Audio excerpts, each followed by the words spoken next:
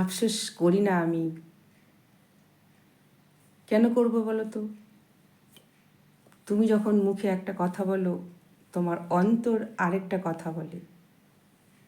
কোথাও মিল খুঁজে পাই না আমি।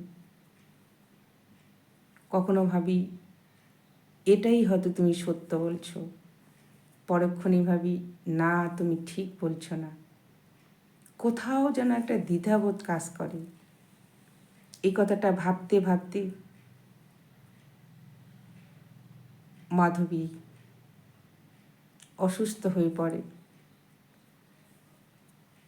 তার অসুস্থর একটাই কারণ,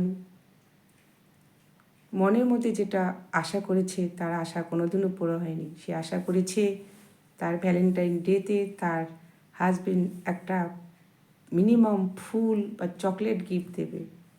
তার বান্ধবীরা তাকে প্রশ্ন করেছে, কি দিয়েছে তোর হাজবেন্ড? মাধবী কিছুই বলতে পারেনি, কারণ সে তো পায়নি কোনো গিফট। সকাল থেকে বাড়িতে লোকজন ভর্তি। সকালে রান্না করো, দুপুরে রান্না করো, বিকেলে রান্না করো, বাড়ি ভর্তি লোকজন। অথচ তার হাজবেন্ড তাকে কোথাও ঘুরতেও নিয়ে গেল না, কোনো একটা গিফটও কিনে দিল না। ভালোবাসার দিন।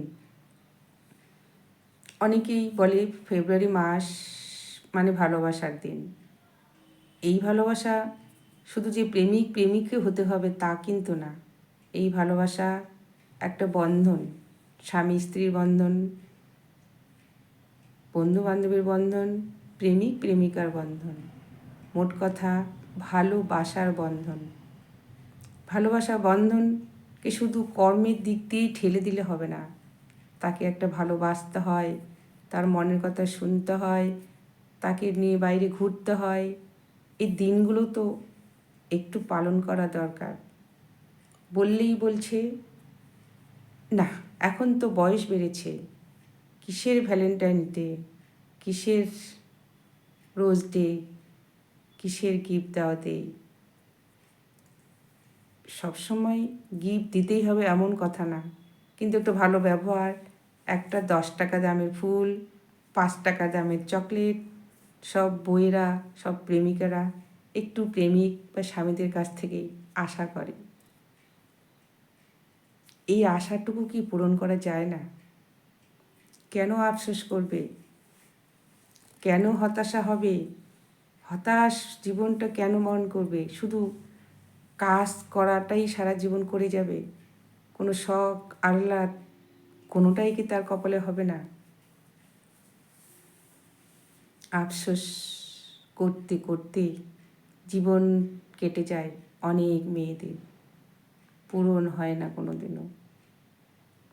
কারণ সে কাজ করছে মুখ বুঝে, প্রতিবাদের ভাষা তার কাছে নেই। তাই আফসোস করা ছাড়া তার কোনো উপায় নেই। পাঠে কলমে আমি দীপিকা, শুধু আফসোস।